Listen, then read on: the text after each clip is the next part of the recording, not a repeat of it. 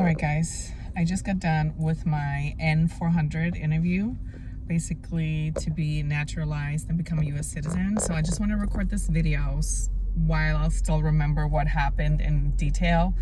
So when you come in, you basically check in, you got to go through a metal detector, and then, you go with your notice, and then they basically check you in. Make sure you arrive maybe like 20 minutes before, because sometimes there's a line. There was a line with me, and then they basically send you in a waiting room to wait for an interview.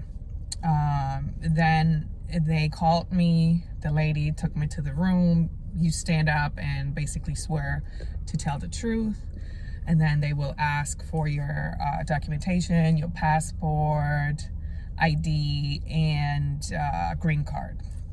So they did that, and then they started with the civics question. What I was asked was something about self-government, we the people, who the current president is, what the 10 First Amendments are, a country that borders Mexico, a state that borders Mexico, and some other questions. I forgot. I don't remember. But it was pretty easy. Then I had to read a sentence. It was, I think, we have to pay taxes to the government. And then the sentence I had to write was, we pay taxes. And then after that, they just went over my application, make sure I'm not part of a terrorist group, if I'm involved with communism. Basically, a lot of the questions that were on your application. So before your interview, make sure you look over your application again. Make sure things align. They asked me if I was outside of the country.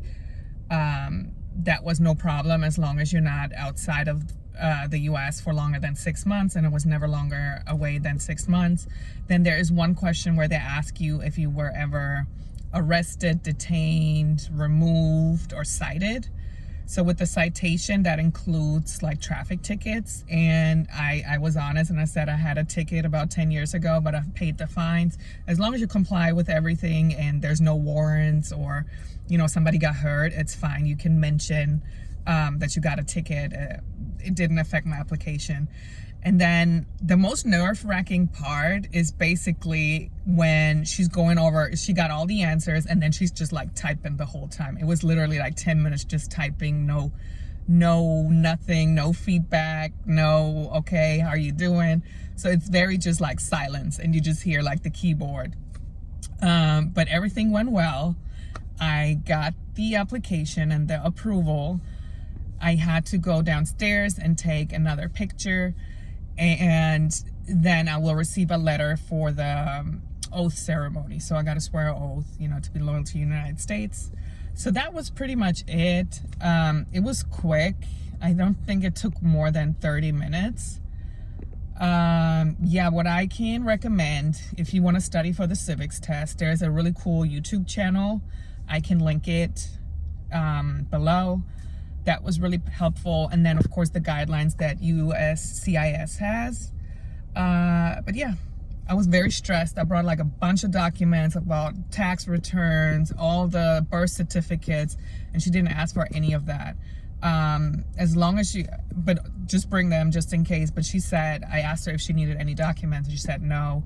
I uploaded everything. So, if you upload everything, it's great. All right, I'm so excited. Yay!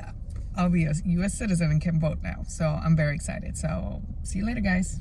Bye.